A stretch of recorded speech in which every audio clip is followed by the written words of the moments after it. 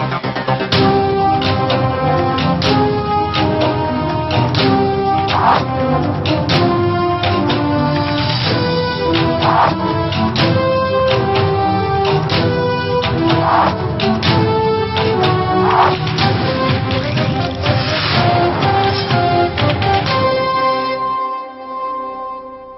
நமது கேப்டன் தொலைக்காட்சியின் பிற்பகல் செய்திகளை வழங்குவதற்காக உமா சிவகுமார்.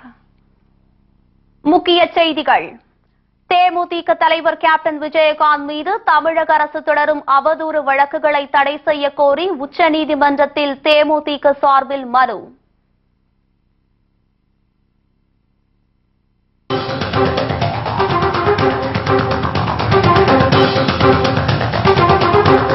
சட்டப்பேரவை தேர்தலில் 234 தொகுதிகளிலும் தேமுதிக தனித்து போட்டி.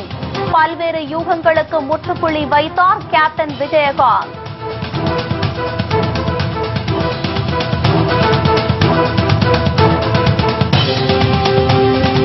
ஜெயலலிதாவை பற்றி விமர்சிக்க ஊடகங்கள் தயங்குவது ஏன்? மகளிர் அணி பொதுக்கூட்டத்தில் தேமுதிக தலைவர் கேப்டன் விஜயகாந்த் கேள்வி.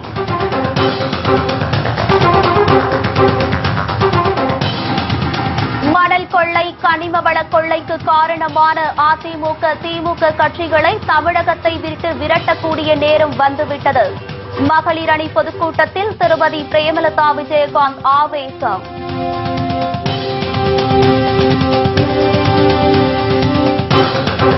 தேமுதிக தனித்து போட்டியிடும் என்ற கேப்டன் விஜயகாந்தின் அறிவிப்புக்கு அரசியல் கட்சி தலைவர்கள் வரவேற்பு. சரியான முடிவை கேப்டன் எடுத்துள்ளதாகவும் பாராட்டு.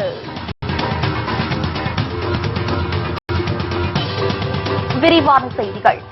மக்கள் பிரச்சினைகளுக்கு தீர்வு காண தொடர்ந்து குரல் கொடுத்து வரும் தேமுதிக தலைவர் கேப்டன் விஜயகாந்த் மீது தமிழக அரசு தொடரும் அவதூறு வழக்குகள் மீது தடை கோரி உச்சநீதிமன்றத்தில் தேமுதிக சார்பில் மனு தாக்கல் செய்யப்பட்டுள்ளது. எப்போதும் மக்கள் பிரச்சினையை கையில் எடுத்து தமிழக அரசுக்கு எதிராக குரல் கொடுத்தாலும் குரல் கொடுப்பவர்கள் மீது போலீசாரை ஏவிவிட்டு கைது செய்வதும் அவதூறு வழக்கு தொடுப்பதையே முதலமைச்சர் ஜெயலலிதா தன்னுடைய பழக்கமாக வைத்துள்ளார். அதன்படி சென்னையில் கடந்த ஆண்டு கொட்டி தீர்த்த பேய் மழையில் மக்கள் வீடுகளை இழந்து ஒருவேளை சாப்பாட்டிற்கே வழியில்லாமல் தவித்துக் கொண்டிருந்த நேரத்திலும் ஜெயலலிதா மக்களை நேரில் சந்திக்கவில்லை. இதற்கு தேமுதிக தலைவர் கேப்டன் விஜயகாந்த் உள்ளிட்ட அரசியல் கட்சி தலைவர்கள் கடும் கண்டனம் தெரிவித்தனர். இதற்கும் தமிழக அரசு கேப்டன் விஜயகாந்த் மற்றும் திருமதி பிரேமலதா விஜயகாந்த் ஆகியோர் மீது அவதூறு வழக்கு தொடர்ந்தது. முன்னதாக தருமபுரி, திருப்பூர் ஆகிய மாவட்டங்களில் தேமுதிக சார்பில் நடைபெற்ற மக்களுக்காக மக்கள் பணியின் போது முதலமைச்சர் ஜெயலலிதாவின் ஊழல் ஆட்சியையும் ஜெயலலிதாவின் ஆட்சியில் தமிழகத்தில் தொடரும் கொலை, கொள்ளை சம்பவங்கள் குறித்து கேப்டன் விஜயகாந்த் மற்றும் திருமதி பிரேமலதா விஜயகாந்த் பேசினர். இதனால் ஆத்திரமடைந்த தமிழக அரசு அவர்கள் மீது அவதூறு வழக்குகளை பதிவு செய்தது. இதனிடையே அவதூறு வழக்கு மீது விசாரணை நடத்திய உச்சநீதிமன்றம் ஒரு மாநிலத்தின் எதிர்க்கட்சிகள் என்றாலே கேள்வி கேட்பது வழக்கம். எனவே அவ்வாறு கேள்வி கேட்டால் அவர்கள் மீது வழக்கு தொடர்வது ஒரு அரசுக்கு உகந்ததல்ல என்று அறிவுறுத்தியது. இந்நிலையில் திருப்பூர் மற்றும் சென்னையில் உள்ள நீதிமன்றங்களில் கேப்டன் மற்றும் திருமதி பிரேமலதா விஜயகாந்த் ஆஜராக நீதிமன்றம் உத்தரவிட்டுள்ளது. இதனிடையே உச்சநீதிமன்றம் அறிவுறுத்தியும் தொடர்ந்து மக்கள் பிரச்சினை குறித்து கேள்வி கேட்கும் கேப்டன் விஜயகாந்த் மற்றும் திருமதி பிரேமலதா விஜயகாந்த் ஆகியோர் மீது தமிழக அரசு தொடர்ந்துள்ள அவதூறு வழக்குகளை தடை செய்ய கோரி தேமுதிக சார்பில் உச்சநீதிமன்றத்தில் மனு தாக்கல் செய்யப்பட்டுள்ளது. வரும் சட்டமன்ற தேர்தலில் 234 தொகுதிகளிலும் தேமுதிக தனித்து போட்டியிடும் என்று மகளிர் அணி பொதுக்கூட்டத்தில் நிறுவன தலைவர் கேப்டன் விஜயகாந்த் அதிகாரப்பூர்வ அறிவித்துள்ளார். உலக மகளிர் தினத்தை முன்னிட்டு தேமுதிக தலைவர் கேப்டன் விஜயகாந்த் தலைமையிலும் திருமதி பிரேமலதா விஜயகாந்த் முன்னிலையிலும் சென்னை ராயப்பேட்டை YMCA மைதானத்தில் மகளிர் அணி பொதுக்கூட்டம் பிரம்மாண்டமான முறையில் நடைபெற்றது. கூட்டத்தில் எழுச்சியுரையாற்றிய கேப்டன் விஜயகாந்த் இந்த ஆட்சியில் பெண்கள் படும் அவலங்களை பட்டியலிட்டார்.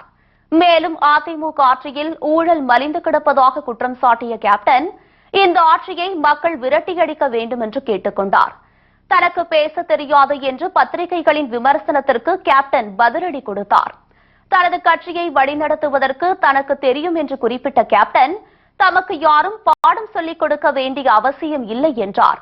பத்திரிகையாளர்களை ஜெயலலிதா விலை கொடுத்து வாங்கி வைத்துள்ளதால் அவரை பற்றி யாரும் விமர்சிப்பதில்லை என்றும் கேப்டன் சாடினார்.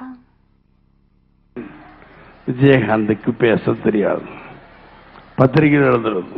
விஜயகாந்துக்கு ஏதோ வளர்றாரோ, பேச தெரியாது, அவர் வளரிக்கிட்டே இருக்காரு. என்ன வளர்றேன்? என் கட்சியை பற்றி எனக்கு தெரியும், எப்படி கொண்டு போகணும், இவ்வளோ தூரம் மகளிர் கூட்டம் எப்படி வந்துச்சு, எப்படி கொண்டு போகணும்னு எனக்கு தெரியும். நீங்கள் யாரும் எனக்கு பாடம் சொல்லி கொடுக்க வேண்டாம் என்று தயவுசெய்து சொல்லி கிழுகிறேன். அவங்க வந்து சொல்றாங்களா, இல்லை அதுங்க இதுங்க எப்படிங்க இப்படி போறாரா அப்படி போறாரா, பணம் வாங்குறாரா, ரேட்டு கூட வாங்குறாரா, இல்ல சீட்டு கூட வாங்குறக்கா? எனக்கு சீட்டும் கூட வாங்கல, இது வாங்கல.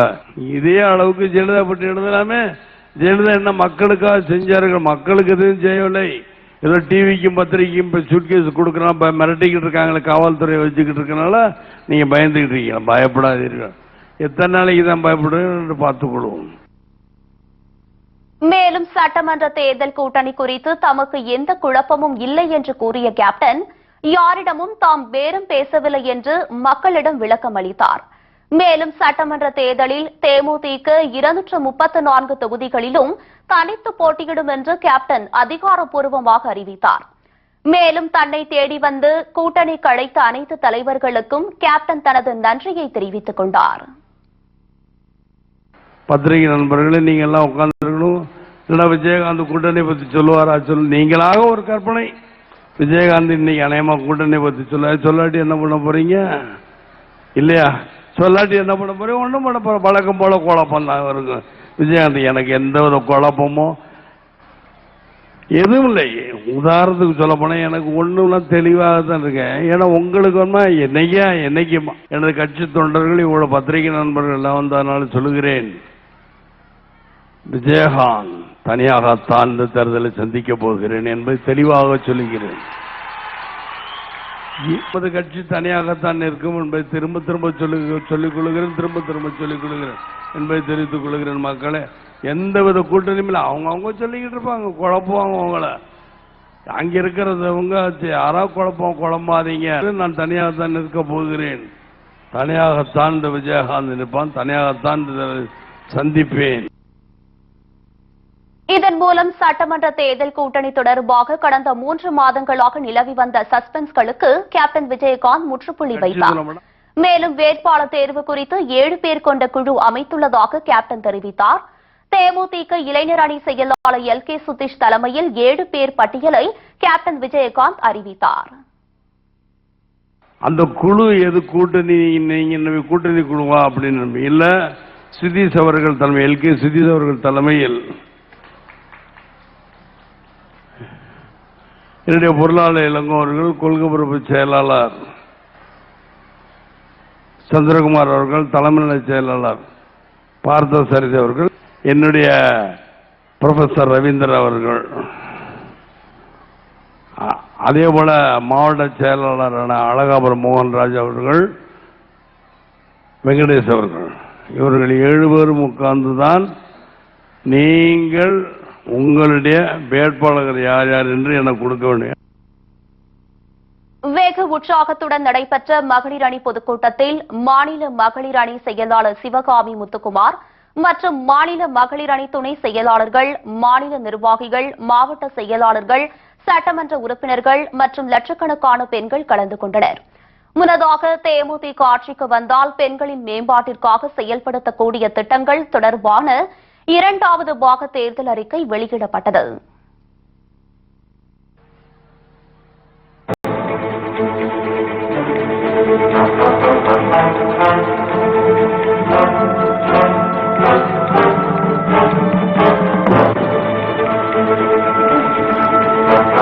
சமூக வளர்ச்சி மேம்பாடு 385 தாலுகாக்களிலும் வணிக வளாகம் தனியாருடன் இணைந்து 200 முதல் 500 கடைகள் வரை கட்டப்படும். கடைகளை வாடகைக்கோ அல்லது சொந்தமாகவும் வாங்கிக் கொள்ளலாம். ஒவ்வொரு வளாகத்திலும் 3 முதல் 5 திரையரங்குகள் நிறுவப்படும். 2 லட்சம் பேர்கள் பயன்பெறுவார்கள். இதில் சரிபாதி கடைகள் பெண்களுக்கு ஒதுக்கப்படும். இதன் மூலம் 1 லட்சம் பெண்கள் பயன்பெறுவார்கள். MS சுப்புலட்சுமி திருமண உதவி திட்டம். ஒவ்வொரு ஆண்டும் பொருளாதாரத்தில் பின்தங்கிய 1 லட்சம் பெண்களுக்கு அரசு சார்பில் திருமணத்திற்கு அரை பவுன் தாலி, மணமக்களுக்கு பட்டுப்புடவை, பட்டு வேட்டி, கோவில் மாலை, 100 நபருக்கு காலை மதிய உணவும் மற்றும் ரூபாய் 10,000 மதிப்புள்ள குடும்பத்திற்கு தேவையான சீர்வரிசைகளுடன் சிறப்பாக அரசு செலவில் அவர்கள் விரும்பும் திருக்கோயில்களில் திருமணம் செய்து வைக்கப்படும். கூட்டுறவு வங்கி. நடப்பாண்டில் 50,000 ஆண் பெண்களுக்கு கூட்டுறவு வங்கியில் பணி செய்ய வாய்ப்பு வழங்கப்படும். தங்க நகையின் மீது கடன் ஆண்டுக்கு 6%, அதாவது அரை வட்டியில் தரப்படும். தனியார் வட்டி நிறுவனம் ஆண்டுக்கு 24% மேல் வட்டிக்கு அடமானம் கேட்பது சட்டப்படி குற்றமாக கருதப்படும். கந்து வட்டி, மீட்டர் வட்டி முற்றிலுமாக ஒழிக்கப்படும். பெண்களுக்கான சுகாதார நாப்கின் பேட். அரசு பள்ளி, கல்லூரியில் படிக்கும் பெண்களுக்கு இலவசமாக நாப்கின் பேட் வழங்கப்படும். பழமரம் நடுதல். பெண்களின் மேற்பார்வையில் ஆண்டுக்கு 5 கோடி பழமர கன்றுகள் நடப்படும். இதன் மூலம் பெண்களுக்கு வேலைவாய்ப்பு உருவாக்கப்படும். பெண்களுக்கு மிதிவண்டி வழங்குதல். 6ஆம் வகுப்பு முதல் 10ஆம் வகுப்பு வரை படிக்கும் அனைத்து பெண்களுக்கும் மிதிவண்டி வழங்கப்படும். இலவச கண் கண்ணாடி. பள்ளியில் படிக்கும் அனைத்து பெண்களுக்கும் கண் பார்வை பரிசோதனை செய்யப்படும். குறைபாடு இருப்பின் இலவசமாக கண்ணாடி வழங்கப்படும். வாகனம் வழங்குதல்.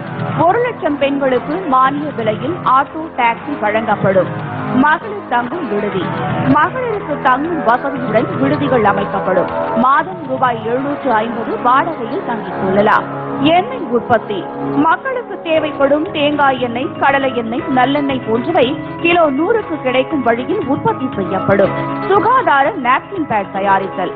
கோயம்புத்தூரில் உள்ள தனியார் நிறுவனத்துடன் இணைந்து குறைந்த விலையில் பெண்களுக்கான சுகாதார நாப்கின் பேட்கள் தயாரிக்கப்படும். சந்தையில் விலையில் 4/1 பங்கு என விலை நிர்ணயம் செய்யப்படும். சுய தொழில்.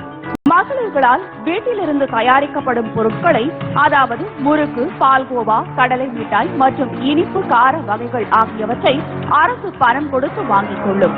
விற்பனை விலை சந்தை விலையை விட பாதியாக இருக்கும். பிஸ்கட், ரொட்டி தயாரிப்பு. மகளிர்களால் வீட்டிலிருந்து தயாரிக்கப்படும் பிஸ்கட், ரொட்டி முதலிய பொருட்களை அரசு பணம் கொடுத்து வாங்கிக் கொள்ளும். விற்பனை விலை சந்தை விலையில் பாதியாக இருக்கும். தையல் கலை. பெண்கள் தற்சார்பு பெற இலவச தையல் பயிற்சி அளிக்கப்பட்டு தையல் இயந்திரங்கள் மானியத்துடன் கூடிய கடனில் வழங்கப்படும். சமையல் கலை. பெண்களுக்கு இலவச சமையல் கலை பயிற்சி அளிக்கப்பட்டு சிறிய உணவகங்கள் மற்றும் சுயதொழில் தொடங்க மானியத்துடன் கூடிய கடன் வழங்கப்படும். உதாரணமாக தள்ளுவண்டி, சமையல் பாத்திரங்கள், கேஸ் அடுப்பு போன்றவை. இயற்கை வழி வேளாண்மை. இயற்கை வழி வேளாண் செய்வதற்கான இலவச பயிற்சி அளிக்கப்படும். வீட்டு தோட்டம் அமைக்கவும், இயற்கை உரங்கள் தயாரிக்கவும் தேவையான கடன் வசதி செய்து தரப்படும். இதன் மூலம் பூ, காய்கறி, பழங்கள் உள்ளிட்ட இயற்கை வழி வேளாண் உற்பத்தி பொருட்களை நேரடியாகவே சந்தைப்படுத்துவதற்கான வாய்ப்பு பெண்களுக்கு ஏற்படுத்தி தரப்படும். பெண் முகவர்கள். சான்றிதழ்கள் பெறுவது உள்ளிட்ட பணிகளுக்காக அரசு அலுவலகங்களுக்கு வரும் பொதுமக்களுக்கு உதவி செய்ய இடைத்தரகர்கள் இல்லாத நிலையை ஏற்படுத்தி பெண்கள் முகவர்களாக அமர்த்தப்படுவார்கள். அதற்கு தேவையான திறன் மேம்பாட்டு பயிற்சி பெண்களுக்கு இலவசமாக வழங்கப்படும். ஓட்டுநர் பயிற்சி. பெண்களுக்கு இலவச ஓட்டுநர் பயிற்சி அளிக்கப்பட்டு மானிய விலையில் ஆட்டோ, டாக்ஸி போன்ற வாகனங்கள் வழங்கப்படும். அழகு கலை. பெண்களுக்கு இலவச அழகு கலை பயிற்சி அளிக்கப்பட்டு அழகு நிலையங்கள் அமைக்க மானியத்துடன் கூடிய கடன் வழங்கப்படும். கணினி பயிற்சி. பெண்களுக்கு கணினி இயக்குவதற்கான பயிற்சி, தட்டச்சு, சுருக்கெழுத்து பயிற்சி, பிற மாநில வெளிநாட்டு மொழிபெயர்ப்பு ஆசிரியர் பயிற்சி இலவசமாக அளிக்கப்பட்டு பயிற்றுநர்களாக நியமிக்கப்படுவார்கள். அவர்களுக்கு மொழிபெயர்ப்பு ஆசிரியர்கள் என்ற அங்கீகாரம் முறையாக வழங்கப்படும். ஆசிரியர் பயிற்சி. அன்னை மொழி காப்போம், அனைத்து மொழிகளையும் கற்போம் என்ற கொள்கைப்படி பெண்களுக்கு பிற மொழி பயிற்சி அளிக்கப்படும். இதன் மூலம் மாணவர்களுக்கு பிற மொழிகள் கற்பிக்கப்படும். உதாரணமாக பிரெஞ்சு, ஜெர்மன், சீன மொழி போன்றவை. இல்லங்களுக்கே சென்று பெண்களுக்கு உடற்பயிற்சி, யோகா, தியானம், மூச்சு பயிற்சி போன்ற கலைகள் பெண்களை கொண்டு பயிற்றுவிக்கப்படும். இதற்காக பெண்களுக்கு பயிற்றுனர் பயிற்சி இலவசமாக அளிக்கப்படும். வீடு, அலுவலகம், பொது இட பராமரிப்பு பணி. பெண்களுக்கு வீடு மற்றும் அலுவலக பராமரிப்பு பயிற்சி இலவசமாக வழங்கப்பட்டு பராமரிப்புகள் தேவைப்படும் வீடுகள், அலுவலகங்கள், மருத்துவமனைகள், உணவகங்கள், விடுதிகள் போன்ற இடங்களில் பணிகளில் அமர்த்தப்படுவார்கள். வீடுதோறும் ரேஷன் பொருள் விநியோகம். பெண்கள் அமைப்புகள் பகுதிதோறும் ஏற்படுத்தி அதன் மூலம் வீடுதோறும் ரேஷன் பொருள் விநியோகம் செய்யப்படும். இதன் மூலம் ஏராளமான பெண்கள் வேலைவாய்ப்பை பெறுவார்கள். சலவை தொழிலாளர்கள். பெண்களுக்கு நவீன சலவை தொழில் பயிற்சி அளிக்கப்பட்டு நவீன சலவை மையங்கள் தொடங்குவதற்கு மானியத்துடன் கூடிய கடன் வழங்கப்படும். கைவினை திறன் மேம்பாடு. பெண் கைவினைஞர்களுக்கு கூடுதல் திறன் மேம்பாட்டு பயிற்சி இலவசமாக வழங்கப்படும். இதன் மூலம் அவர்கள் தயாரிக்கும் கைவினை பொருட்கள் வெளி மாநிலங்களுக்கு விற்பனை செய்யவும் வெளிநாடுகளுக்கு ஏற்றுமதி செய்யவும் உரிய சந்தை அமைத்து தரப்படும்.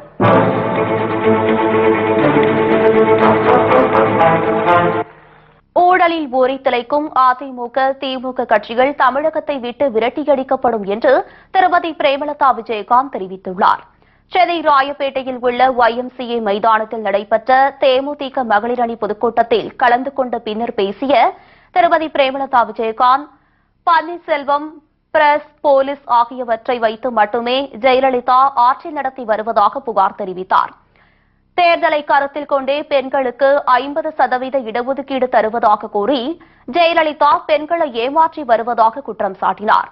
ஜெயலலிதா என்றாலே மாயை என்ற நிலையை உருவாக்கி வைத்துள்ளதாக தெரிவித்த அவர், அந்த மாயை வரும் சட்டமன்ற தேர்தலில் வெறும் 0 மாறும் என்று உறுதிபட தெரிவித்தார்.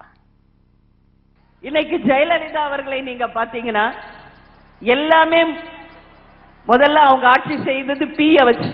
ஒண்ணு, அவங்க ஆட்சி அவலத்தை பார்த்து ரோட்ல போராட்டம் பண்ணும்போது போலீஸை வச்சு தடுத்து சட்டம் ஒழுங்கை கொண்டு வருவாங்க.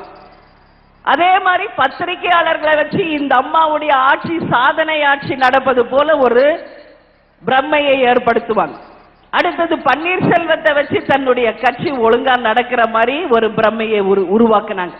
அதுதான் நான் எப்பயுமே சொல்வேன், 3 Pயை வச்சு இன்னைக்கு ஜெயலலிதா அவர்கள் ஆட்சி செய்யறாங்க. ஒன்னு போலீஸ், ஒன்னு பிரஸ், அடுத்தது பன்னீர்செல்வம். ஆனா இப்ப ஜெயலலிதா நடத்தி கொண்டு இருக்கிற ஆட்சி பாத்தீங்கன்னா எல்லாமே நம்பர்களை வச்சு ஆட்சி பண்ணிக்கிட்டு இருக்காங்க. ஒன்னு 110 விதியின் கீழே சட்டசபையில பேசுவாங்க, இல்ல எங்க சட்டம் ஒழுங்கு கொஞ்சம் வரப்போகுதுன்னா உடனே 144, அதாவது அங்க போட்டு உடனே அங்க மக்கள் மூவ்மெண்டே இல்லாம தடுத்துருவாங்க.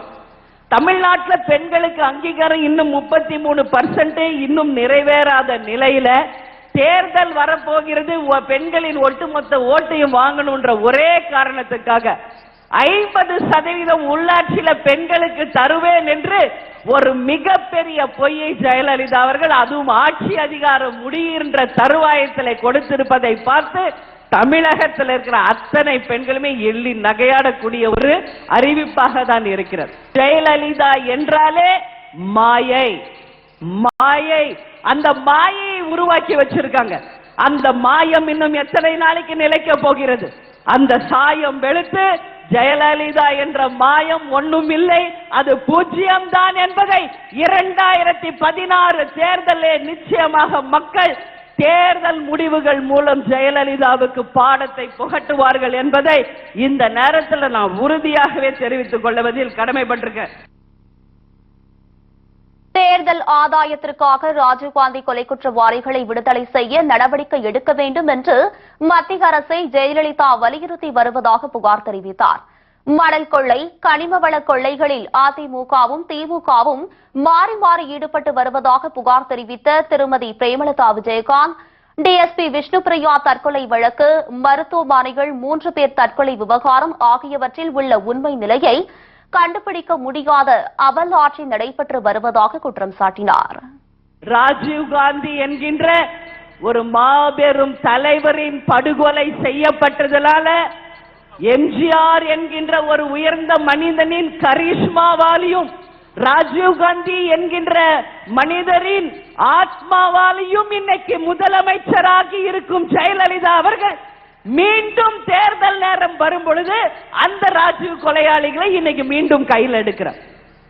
அந்த அம்மாவுக்கு வேண்டியதெல்லாம் தேர்தல் ஓட்டுல ஜெயிக்கணும், மீண்டும் ஆட்சியில வந்து உட்காரணும், தமிழ்நாட்டை மீண்டும் மீண்டும் சுடுகாடு ஆக்கணும், கோடி ஆயிரம் கோடி ஊழல் செய்யணும். இதுதான் அவங்களுடைய ஒரே அஜெண்டாவே தவிர இதரை தவிர வேற எந்த மாற்றமும் இங்க தமிழ்நாடுல நாம பார்க்கலன்னு சொல்லி எல்லா மக்களுமே இன்னைக்கு வருத்தப்படக்கூடிய நிலைமையில தான் இன்னைக்கு தமிழ்நாடு இங்க வச்சிருக்காங்க. ஒரு பக்கம் மணல் கொள்ளை, ஒரு பக்கம் கனிம வள கொள்ளை, ஒரு பக்கம் செம்மரக்கட்டை கடத்தல், ஒரு பக்கம் மலைகளையே முழுங்கிக்கிட்டு இருக்காங்க. இந்த மாதிரி ஒரு ஊழல் ஆட்சியை தான் ஜெயலலிதாவும் ஏற்கனவே ஆட்சி செய்த திமுகவும் இங்க செய்திருக்காங்களே ஒழிய உண்மையிலேயே உறுதியாக இந்த நாட்டை முன்னேற்றி நல்ல டெவலப்மெண்ட் பாலிடிக்ஸ் பண்ணி இந்த நாடை முன்னேற்றினாங்களா அப்படின்னா இல்லை. சென்னையில் ஏற்பட்ட வெள்ளத்திற்கு ஜெயலலிதாவே முழு முதற் காரணம் என்று குற்றம் சாட்டிய திருமதி பிரேமலதா விஜயகாந்த் இது நிர்வாக திறமை இல்லாத ஆட்சியை காட்டுவதாக உள்ளதாக தெரிவித்தார். வெள்ள நிவாரண தொகை 5000 ரூபாய் 40 லட்சம் பேருக்கு வழங்கப்படவில்லை என கருத்து கணிப்புகள் கூறுவதாக திருமதி பிரேமலதா விஜயகாந்த் புகார் தெரிவித்தார். இலவச பொருட்கள் கொடுக்கிறோம் என்று யாராவது சொன்னால் அங்கே சென்று தன்மானத்தை விட்டு பொருட்களை வாங்க வேண்டாம் என்றும் திருமதி பிரேமலதா விஜயகாந்த் கேட்டுக் கொண்டார். இங்க பிளட் வந்தப்போ என்னாச்சு? தண்ணியால சூழப்பட்டு எல்லா மக்களுக்கும் சாப்பாடு கிடைக்கல, போக்குவரத்து இல்ல, மருந்து மாத்திரை இல்ல, கரண்ட் இல்ல, எவ்வளவு இன்னல்களை பட்டாங்க. இதற்கு யார் காரணம்? முழுக்க முழுக்க ஆளும் ஆட்சியை செய்யும் ஜெயலலிதா அவர்கள் தான் இதுக்கு முழு காரணம். ஏன்னா இன்னைக்கு தொடர்பு எல்லைக்கு அப்பால் இருக்கக்கூடிய ஒரு முதலமைச்சரை கொன்ற ஒரு நாடா தமிழ்நாடு மாறி போச்சு. செம்பரம்பாக்க ஏரி ஃபுல் ஆயிடுச்சு, ஏரியை திறந்து விட்டுலாமா வேணாமா என்று அந்த அம்மா கிட்ட பெர்மிஷன் வாங்குறதுக்கே 3 நாள் அதிகாரிகள் காத்து கொண்டிருக்க வேண்டிய நிலைமை ஏற்பட்டதுனால செம்பரம்பாக்கம் ஏரி முழு கொள்ளளவு அடைஞ்சு மிட் நைட், அதாவது நள்ளிரவுல வேற வழியே இல்லாம அன்னைக்கு திறந்து விட்டதனுடைய விளைவுதான் ஒட்டுமொத்த சென்னை சிட்டியே இன்னைக்கு மழையில மூழ்கக்கூடிய ஒரு நிலைமை.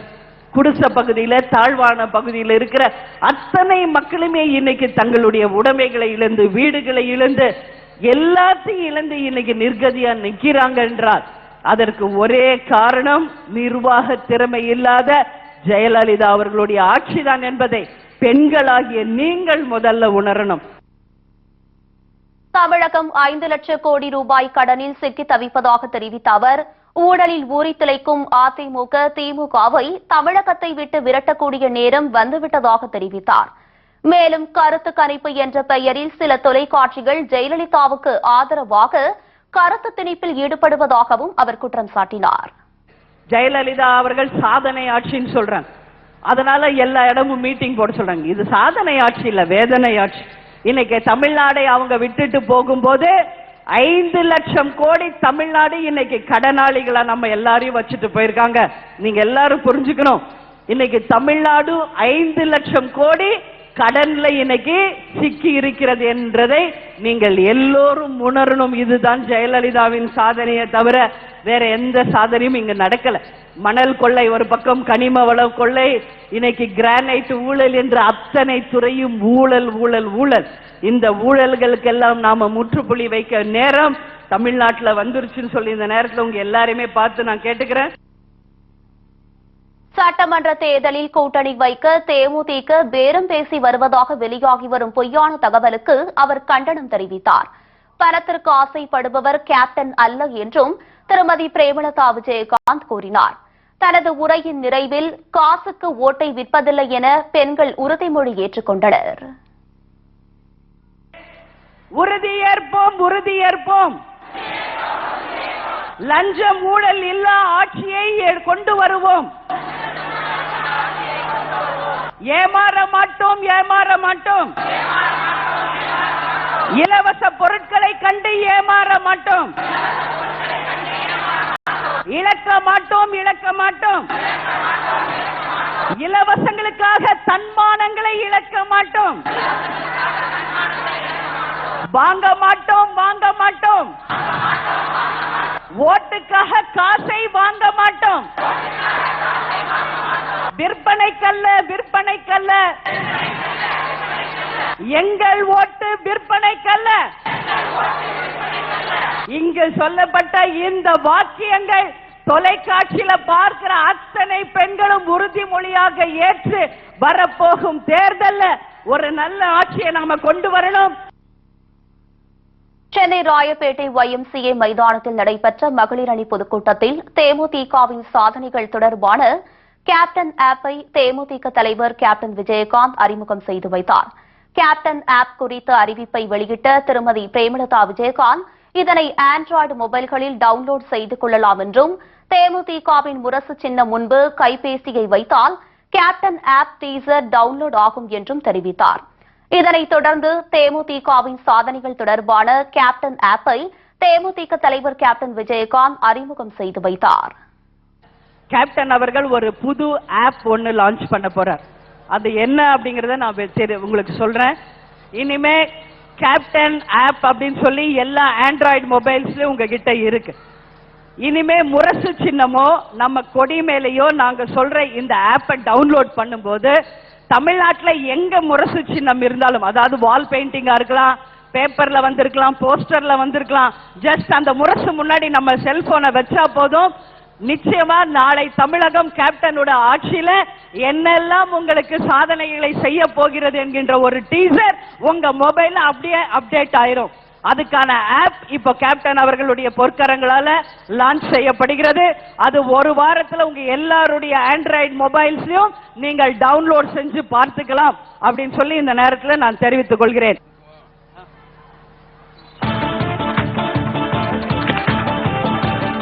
இன்றைய தமிழகம்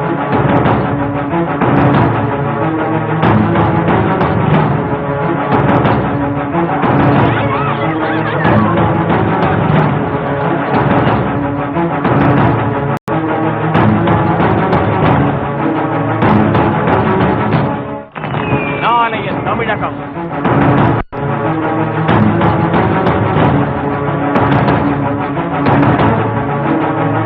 2016 லஞ்சம் ஊழல் இல்லாத ஆட்சியை உருவாக்குவோம். தமிழக அரசியலில் திருப்பு முனையை ஏற்படுத்துவோம். வாக்களிப்பே முரசு சின்னம்.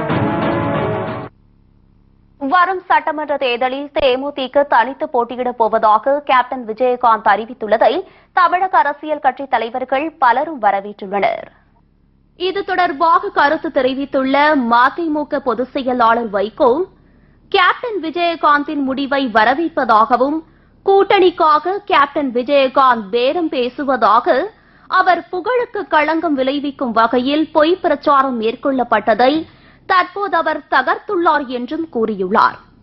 மேலும் தமிழக அரசியலில் அதிமுக, திமுக ஆகிய இரண்டு கட்சிகளையும் ஆட்சிக்கு வரவிடக்கூடாது என்ற தேமுதிகவின் நிலைப்பாடு தமிழக அரசியலில் ஆரோக்கியமான எதிர்காலத்தை உருவாக்கும் என்றும் வைகோ தெரிவித்துள்ளார். தனித்து போட்டியிடும் தேமுதிகவின் முடிவு கேப்டன் விஜயகாந்திற்கு எதிராக கூறப்பட்டு வந்த அவதூறுகளை தவிடு பொடியாக்கியுள்ளதாக விடுதலை சிறுத்தைகள் கட்சித் தலைவர் திருமாவளவன் தெரிவித்துள்ளார். தேமுதிக தனித்து போட்டியிடுமானால் அது ஜனநாயகத்தை பலப்படுத்துவதாக அமையும் என்றும் அவர் கூறியுள்ளார். தனது கட்சி மற்றும் மக்கள் நலனை சார்ந்து கேப்டன் விஜயகாந்த் எடுத்துள்ள முடிவு வரவேற்கத்தக்கது என்று தமிழ் மாநில காங்கிரஸ் கட்சித் தலைவர் GK வாசன் தெரிவித்துள்ளார். எந்த இயக்கத்திற்கும் ஒரு அரசியல் முடிவினை எடுப்பதற்கு முழு அதிகாரம் உண்டு என்று தெரிவித்துள்ள வாசன், அந்த வகையில் கேப்டன் விஜயகாந்தின் முடிவு அமைந்துள்ளதாகவும், இது மிக முக்கியமாக யூகங்களும் வதந்திகளும் உண்மையாகாது என்பதற்கு எடுத்துக்காட்டாகும் என்று தெரிவித்துள்ளார். இதேபோன்று கேப்டனின் முடிவுக்கு வரவேற்பு தெரிவித்துள்ள மார்க்சிஸ்ட் கம்யூனிஸ்ட் கட்சியின் மாநில செயலாளர் G. ராமகிருஷ்ணன், திமுக, அதிமுகவை எதிர்த்து தனித்து போட்டியிடப் போவதாக கூறியுள்ள கேப்டன் விஜயகாந்தின் முடிவு வரவேற்கத்தக்க ஒன்று என கூறியுள்ளார். தேமுதிக தனித்து போட்டியிடுவதால் திமுக, அதிமுகவுக்கு கடும் பின்னடைவு என்று தெரிவித்துள்ள இந்திய கம்யூனிஸ்ட் கட்சியை சேர்ந்த முத்தரசன், கேப்டன் விஜயகாந்த் தனித்து போட்டியிடும் இந்த முடிவை இந்திய கம்யூனிஸ்ட் கட்சி சார்பில் வரவேற்பதாக தெரிவித்துள்ளார். இத்துடன் செய்திகள் நிறைவடைகிறது. மீண்டும் செய்திகள் மாலை 6 மணிக்கு. உண்மை செய்திகளை உள்ளது உள்ளபடி உடனுக்குடன் தெரிந்து கொள்ள நமது கேப்டன் நியூஸ் தொலைக்காட்சியை பாருங்கள். வணக்கம்.